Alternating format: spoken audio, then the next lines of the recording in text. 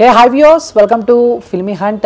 నేను మీ చందు. సో నాతో ఉన్నారు అండ్ త్రిపురనేని చిట్టిబాబు గారు. అండ్ మీ అందరికీ తెలుసు ఆయన ప్రస్తుతం జరుగుతున్న వాటి గురించి రాజకీయంగా అలానే సినిమాల పరంగా అన్నీ విశ్లేషిస్తారు అండ్ కొన్ని టాపిక్స్ ఉన్నాయి. సో ఆయన మాటలను అడిగి తెలుసుకుందాం. చిట్టిబాబు గారు నమస్తే.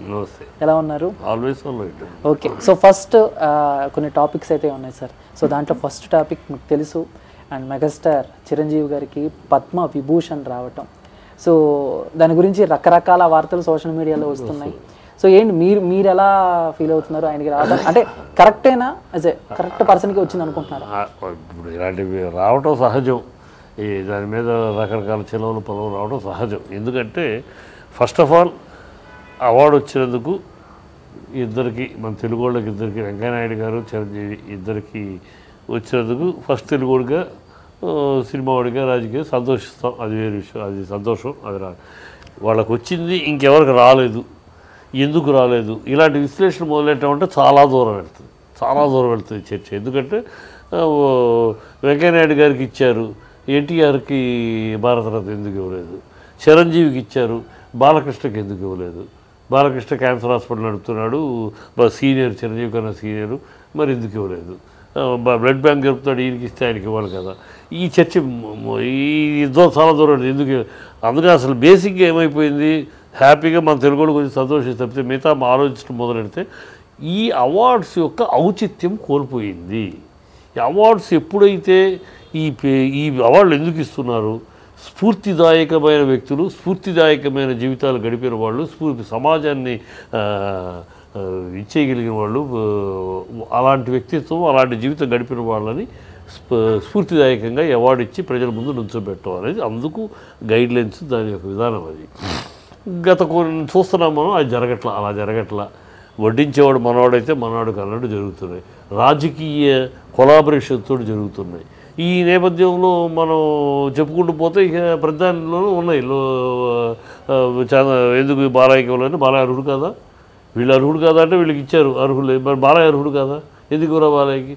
వెంకయ్యనాయుడు గారు ఇచ్చారంటే అర్హులే, మరి ఎందుకు రామారావు గారికి, నందమూరి ప్రపంచంలో ప్రతి తెలుగుడు గారు ఇచ్చారు, రామారావు గారికి భారతరత్న ఎందుకు ఇవ్వాలి, కర్పూరి ఠాకూర్కి ఎందుకు ఇచ్చారు భారతరత్న, ఈ కర్పూరి ఠాకూర్ ఇచ్చారు, రామారావు గారికి, ఇలా చర్చించుకుంటూ అన్నీ రాజకీయం. కర్పూరి ఠాకూర్కి ఎందుకు ఇచ్చారా అంటే ఇప్పుడు బీహారు రాబోయే ఎన్నికలు, బీహార్లో రాజకీయ కాంపిటీషన్ కలవాలి కనుక నితీష్ కుమారు, లాలూ ప్రసాద్ యాదవ్ ఇద్దరు కర్పూరి ఠాకూర్ శిష్యులు కనుక కర్పూరి ఠాకూర్కి ఇస్తే ఈ శిష్యుల మధ్య ఇప్పుడు ప్రజల ముందుకు ఏమని వెళ్తారు, మీ గురువు గారు అయిన ఆయనకి భారతరత్న ఇస్తే మీరు ఆ ప్రభుత్వం విభేదిస్తారా బీజేపీ అని అంటారు ప్రజలు. సో దానికోసం వాళ్ళు వెనకడుగు వేయాలి. అది ఆల్రెడీ జరుగుతుంది. ఆ స్ట్రాటజీ ఫెయిల్. నితీష్ కుమార్ మళ్ళీ ఎన్డీలోకి వచ్చే ప్రయత్నాలు జరుగుతున్నాయి. సో అట్లాగే ఇవాళ ఇక్కడ చిరంజీవికి ఇస్తే ఆ ఓట్లు మనకు వస్తాయా, ఆ ఓట్లు బీజేపీకి వస్తాయా అని BJP strategy. Kishan Reddy BJP fan, BJP Kishan Reddy Chiranjeevi fan. Chiranjeevi పక్కన నుంచుంటమే, ఫోటో దిగటమే చాలా గొప్పగా ఫీల్ అయిపోయి ఒక రాజకీయ నాయకుడు అయినా కనుక ఆ నేపథ్యంలో అది జరుగుతుంది.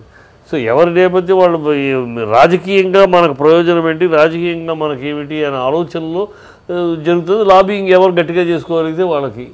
ఈ నేపథ్యంలో ఈ అవార్డుల గురించి మనం గొప్పగా మాట్లాడుకుంటారు, గొప్పగా చేసుకుంటారు, అనవసరం. చిరంజీవి గారికి వచ్చింది సంతోషం, తెలుగు ఆయనకి వచ్చింది, సినిమా ఇండస్ట్రీ, తెలుగు ఇండస్ట్రీకి వచ్చింది సంతోషం. అంతకు మించి ఒక మెట్టు ముందుకెళ్ళి మాట్లాడితే చాలా మాట్లాడాల్సి వస్తాయి కనుక అనవసరం. అంటే సరే, ఫస్ట్ నుంచి చూసుకుంటే ఎప్పుడు కూడా మోహన్ బాబు గారు ఎస్ఎస్ చిరంజీవి గారు అన్నట్టే ఉంటుంది. అండ్ చిరంజీవి గారికి పద్మ విభూషణ్ అవార్డు వచ్చిన తర్వాత కూడా ఆయన కూడా చాలా పాజిటివ్గా రియాక్ట్ అయ్యారు. సో కానీ ఇక్కడ కూడా చాలా మాటలు వినిపించేది ఏంటంటే అసలు రావాల్సింది మోహన్ బాబు గారికి, పవన్ కళ్యాణ్ గారు ఉండటం వల్ల చిరంజీవి గారికి వచ్చిందని రకరకాల వార్తలు.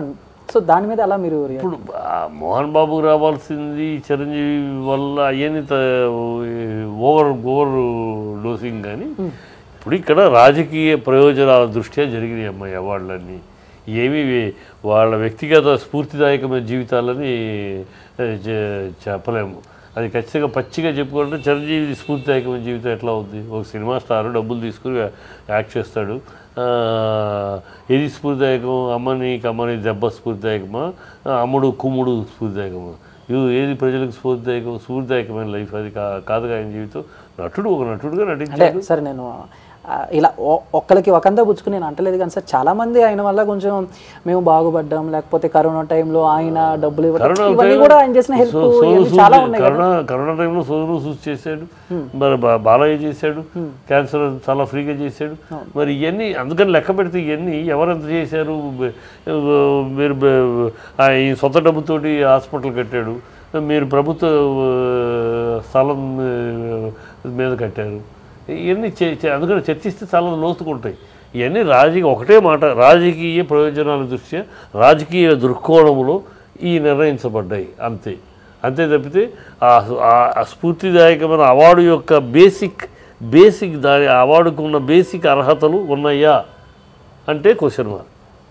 అండ్ చిరంజీవి గారు కూడా ఒక టైంలో మాట్లాడుతూ, అండ్ మీరు సూపర్ స్టార్ కృష్ణ గారి అభిమాని అందరికీ తెలుసు, సో చిరంజీవి గారు కూడా మాట్లాడుతూ కృష్ణ గారికి పద్మవిభూషణ్ రావాలి అని కూడా ఆయన అనటం జరిగింది.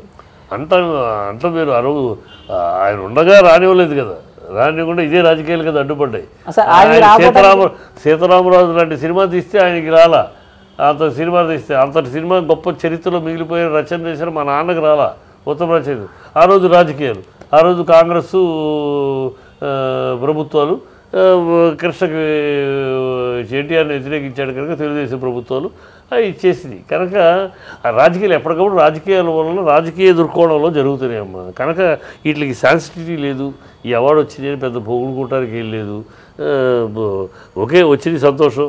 నాకు సంతోషం అంటే వెంకయ్యనాయుడు గారు మా పెద్ద ఆయన ఎప్పటి నుంచో ఈ స్టూడెంట్ లీడర్ నుంచి ఎదిగాడు, తెలుగు భాషను స్వచ్ఛంగా బ్రహ్మాండంగా మాట్లాడతాడు, ఆయనకు వచ్చింది సంతోషం.